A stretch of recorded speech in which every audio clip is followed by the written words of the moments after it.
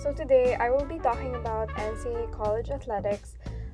Just a quick background, my name is Tommy Arhola. I'm an NCAA D1 college golfer playing for Campbell University, and prior to this, I've already been playing college golf for 2 years, so I'm an incoming junior. So the topics that I will be covering today, number one, the NCAA, two, recruitment, what it's like to be a Division I student athlete, how the pandemic affected NCAA eligibility and recruitment. So number one, the NCAA. There are 3 divisions in the NCAA. There are also rankings in each division. These 3 divisions are like levels. Division 1, of course, offers the highest level of competition, and their school's athletic departments have the biggest budgets. This division has the biggest student bodies, the most athletic scholarships, and it requires a higher GPA and test scores. It goes down from there, like Division 3 is the lowest level of competition in the NCAA, and their schools also tend to have the smallest athletic budgets. You might feel that there aren't any differences, but when you're competing, you'll feel it. This affects the team's budget and scholarships they are able to give you. Schools from Division 1 and Division 2 typically don't compete against each other, but it happens sometimes when Division 2 school is ranked really high. Division 3 holds the most institutions, but there are no athletic scholarships. Ranking is very important. Division 2 requires a lower GPA and test scores to get in, but just because you're in Division 1 doesn't mean you're better than all of the schools in Division 2. For instance, a school ranked 95 and below in Division 1 can still possibly be beat by the number 1 school in Division 2. But of course, the competition and the opportunities are still different in Division 1. You have to register with the NCAA Eligibility Center online to ensure that you meet all the requirements like amateurism standards. It's to ensure that you aren't a professional athlete or getting paid. And if you're, of course, academically set for college coursework. You have to submit your official transcripts, official test scores, proof of graduation, etc. It's a long process, but you need to start this before you even email coaches. They will need your NCAA number, and this will determine if you can play in the NCAA or not. So, say you didn't get in the NCAA because the coach didn't want you or you weren't eligible. You may want to see if there are clubs for your sport on campus, but if you really want to play in the NCAA, they're really strict on the years you play your sport in college. You only have 4 years of eligibility unless you redshirted due to injury, which then becomes 5. If you start college in any university and especially play or compete for your sport, that's counted as a year of eligibility. If the coach decides you to take the following year, you only have 3 years left. Apart from the NCAA, there's also the NAIA. That's a smaller association than the NCAA with 2 divisions. Schools in the NAIA also offer athletic scholarships, but the schools there are small schools.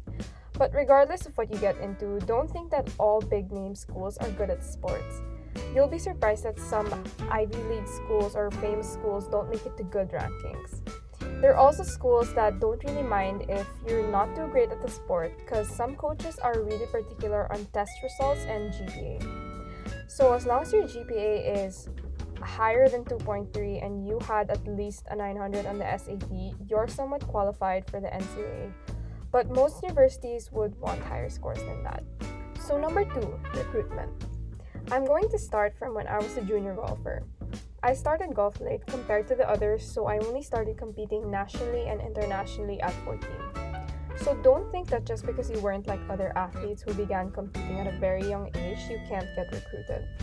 It still depends on how much work you put in and, of course, your results. Contacting coaches varies in different sports. For golf, you can contact coaches anytime, but they cannot respond to your email before September 1st of your junior year. Do the research on your sport. There are 2 national letter of intent signing dates.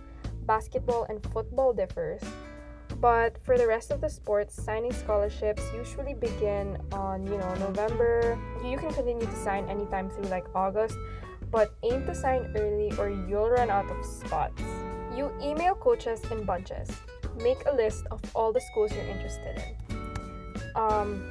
Do your research on rankings, statistics, rosters, facilities, weather. Super important. So you know what you'd be a great fit for. This is something I regret not doing actually, because I just hired someone to do it for me and I ended up transferring because I never considered those factors. Anyway, in your first email, you introduce yourself, make yourself look nice by stating your goals in the sport, your position, ranking, etc.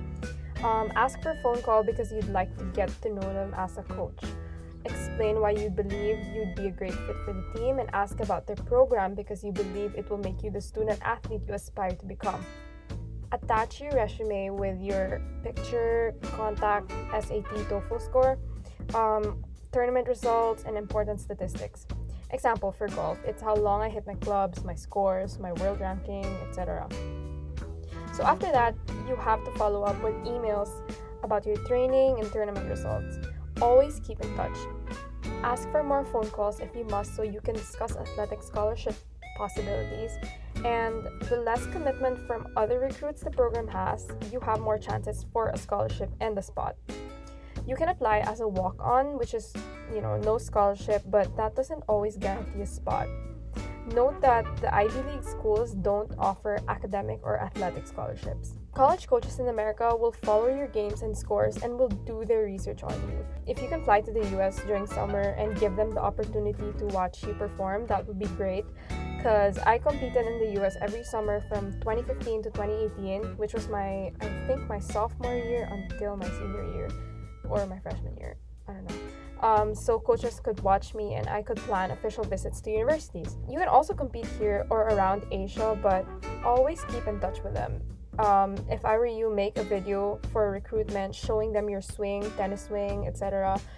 They can fly you out of the country to visit the university anyway.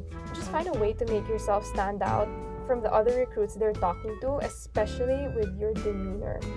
Coaches will look at your attitude during the game, after the game, and even while you're talking to them. They can ask others how you are attitude-wise, so, to see if you're a good team player or a difficult person to handle.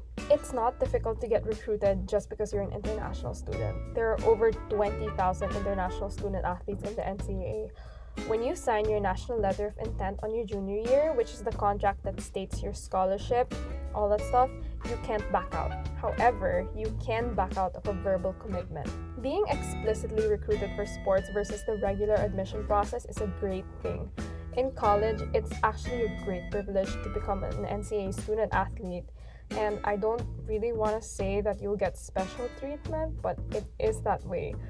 Your coach will guide you through everything because they have all the connections, they prioritize the student athletes, and getting admitted is easy when you're a student athlete because, they really prioritize you. I just can't stress that enough. But it still depends on your performance in the sport and your grades. You'll know what your school and coach are looking for. So, common question that I get is, what's it like being a student athlete? Being a student athlete is straight up challenging. It pushes you to become independent because you really learn to balance your studies, practice, competitions, sleep, and social life. It requires a lot of hard work and sacrifice that you have to do on your own because you'll be far away from home. And there will be times where you won't even have time to eat, study because of the crazy schedule. Life will be workouts, class, practice, class, study hall.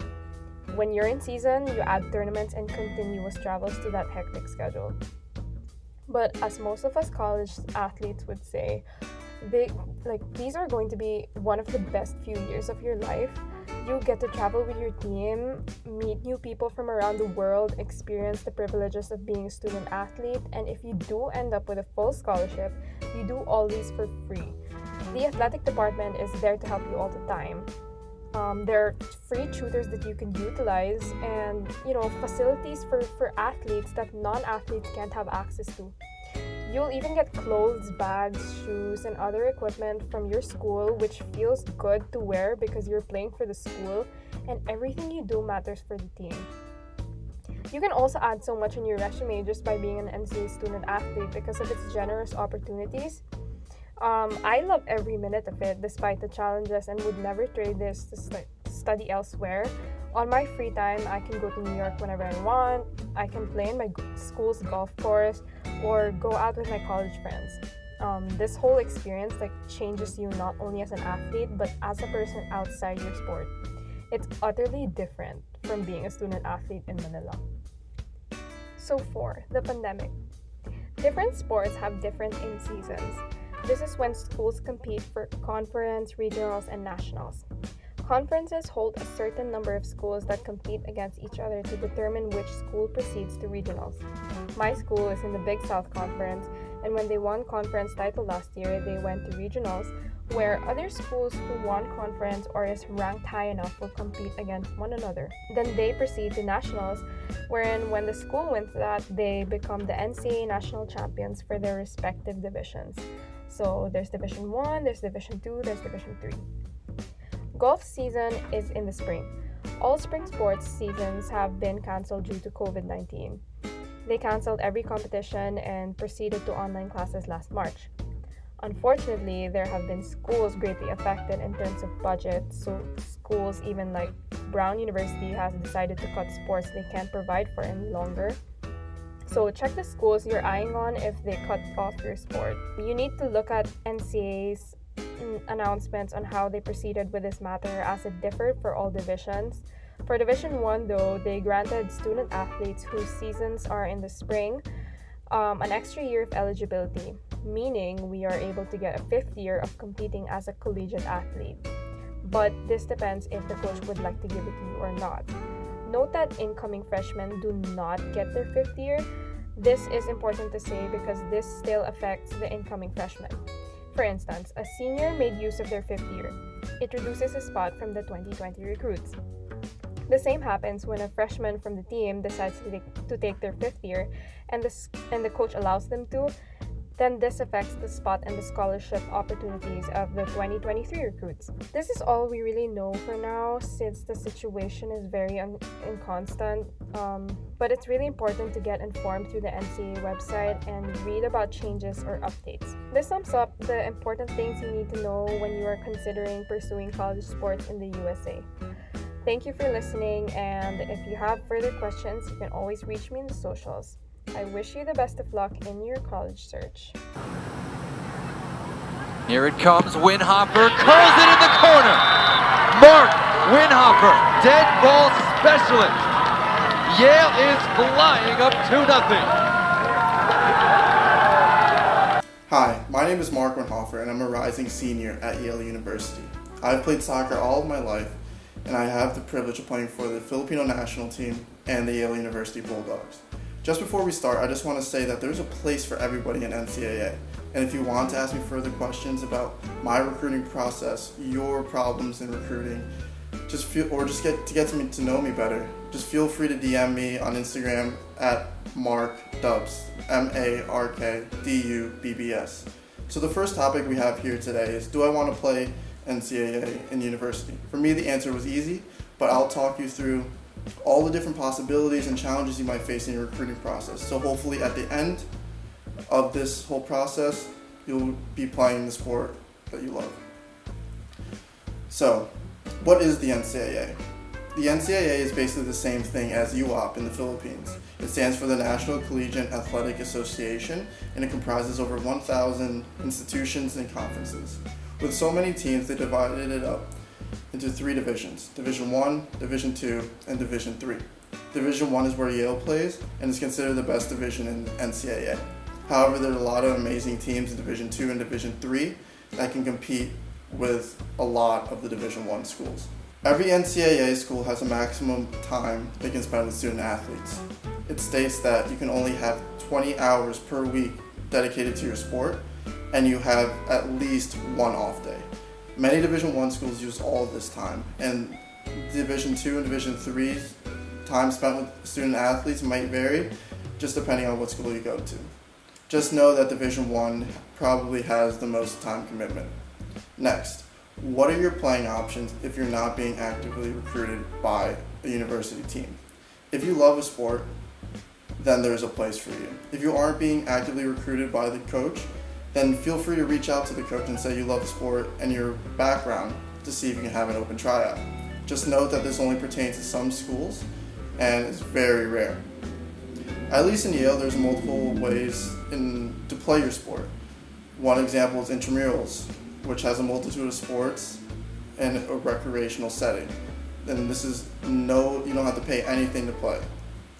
And I know in most schools they have club sports that play other university teams. They travel, they have their own gear. And for this, you would have to pay for your travel, your clothing, your gear, etc.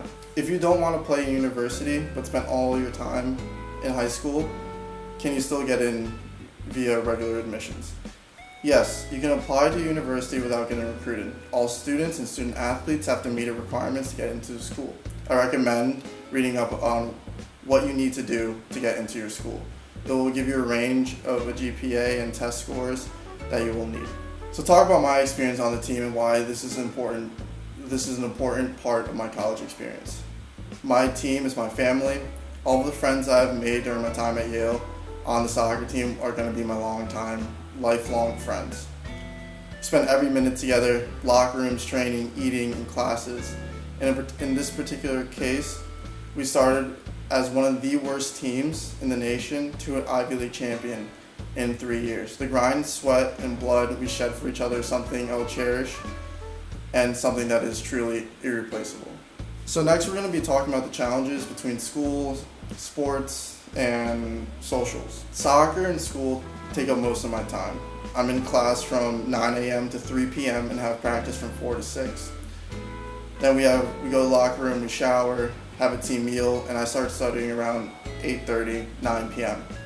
Freshman year, at least for me, it was very hard to meet people because I was so focused on making an impression on my own team. But being an athlete is a great way to meet new people. I found no struggles in finding friends off the team through classes and extracurricular activities. There is time to do everything you want, but I would recommend, if you are playing a sport and going to school, taking the first semester of your freshman year lightly so you don't overwhelm yourself with work, with your athletics, and the possibilities of being homesick.